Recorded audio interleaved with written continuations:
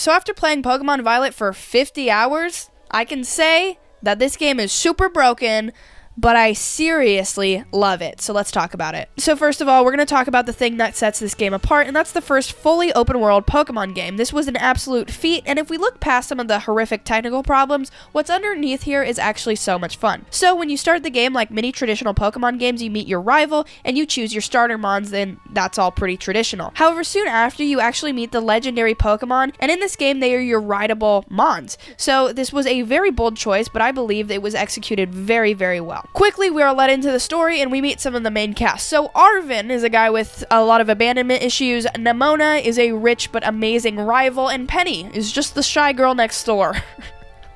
A lot of anime tropes, I think. I don't know, I don't watch it. Then, the world quickly opens up, and we are repeatedly told that we can pretty much do anything and whatever we want in any order. And this is mostly true, but due to Miraidon or Koraidon, depending on the version of the game you chose, you are sort of restricted because of their moveset. So let's break down these 3 storylines, but of course this is a review, so I'm not going to spoil anything, so don't worry about that. In traditional Pokemon fashion, you are tasked with becoming the champion of Paldea. However, this isn't actually super refreshing because our rival, Nemona, simply wants the best for us. Her driving force through pretty much the entire game is for us to become a champion so that she can finally face someone with her true power and not hold back. It's actually done super well. Champion Row is also fantastic because of the gym leaders themselves. So we have a beauty mogul like Kylie Jenner called Tulip, which is such a fun one to battle. Then we've got Rhyme, who's a rapper who's super memorable. Iona, who's a streamer who's a little bit cringy, but I kind of like her. And then we also have Grusha, who's so dang cool. I don't know what it is. She's sick. She's so cool. But then we have the most iconic thing about this entire game, and that is Larry. He doesn't care. He's so chill. But he's such a menace at the same time. I kind of love Larry. We all love Larry. I mean, he's what we all can agree on is the good thing about these games, right? So then we go into the Titan storyline with Arven, and these are super important because this is actually how you're going to upgrade your rideable Pokemon, either Koraidon or Miraidon, depending on the version of the game you have. And they're a really great change of pace. You fight these huge versions of Pokemon that you have already known, and it's a great mix-up between doing normal championship battles and catching normal mons. Arven's storyline is also done very well, and it honestly made me really like him by the end of the game. So the third and final main objective is the Team Star battles, and these are super cool because of how different they are. So in Scarlet and Violet, they introduced this mechanic called Let's Go, where your Pokemon will auto-battle for you. And in Team Star bases, that's the objective, so you're basically going to want your Pokemon to defeat 30 of Team Star's mons in order to get to the camp leader, and these battles were really brutal at times.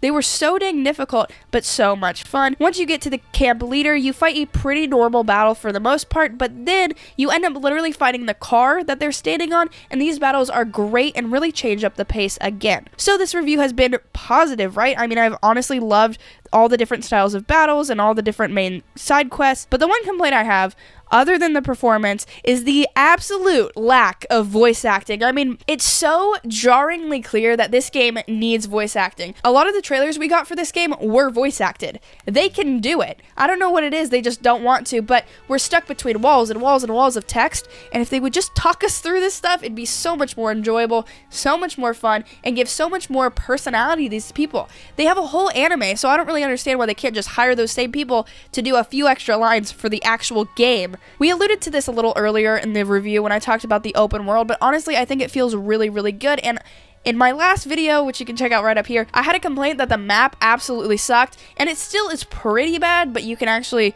fix it so it doesn't rotate around your character, so it's actually static, which is way better.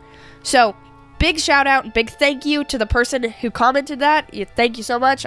Huge appreciation for you because that literally fixed the game for me. But in this open world, admittedly, there isn't too much to do other than the main quest and catching Pokemon. There isn't really side quests or much else, but there are a lot of wild Pokemon roaming around, and you can use the Let's Go mechanic and grind out some levels, and this mechanic is really great because it is done so fast. It does severely cut the experience that you get from each Pokemon, but the fact that it's so quick just makes it feel so much better when you're roaming around and not just trapped in a fighting scene. Speaking of wild Pokemon and catching them, their designs are really great.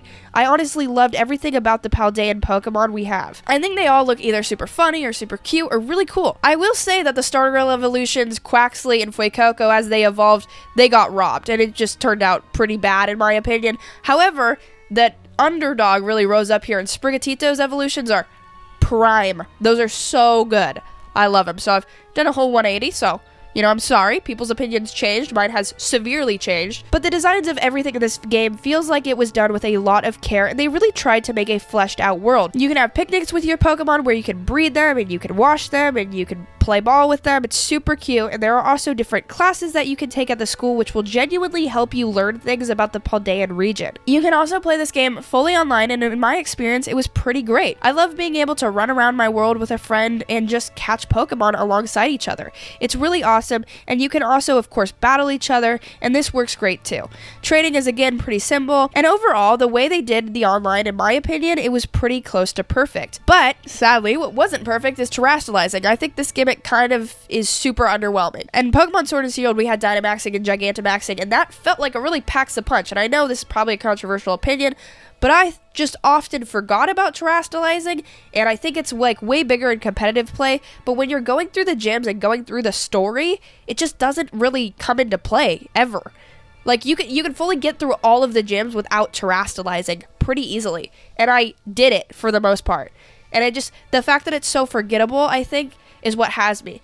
The only thing I really remember about Sword and Shield is the Dynamaxing and the Gigantamaxing because I thought it looked so sick. Maybe there's a way to strike a balance. I'm just saying it's not my favorite battle gimmick. The last thing here to talk about is the performance issues, and yeah, they absolutely suck. Pop-in is absolutely rampant, and there are constant frame rate dips, and it's just outright glitches all the time. It sucks that this game was put out in this state, but for me at least, and for a lot of people, that doesn't really take away from what's buried underneath. I would never put 50 hours into a game and beat all of the post-game if I didn't love it. I'm having some of the most fun I ever have with a Pokemon game, and the story and gameplay is honestly the best there has ever been in the Pokemon franchise, in my opinion. But yeah, there's issues, and those problems are pretty unacceptable. But it's really hard to hate this game that I'm having so much fun with. So because of all of that, I give Pokemon Scarlet and Violet on the Nintendo Switch a controversial 7 out of 10. If they fix the performance issues, this could be an absolute 10 out of 10 game for me, but I think for now, a 7 is fair, and I'm really looking forward to the DLC in this game. I'm hoping that they patch things out, but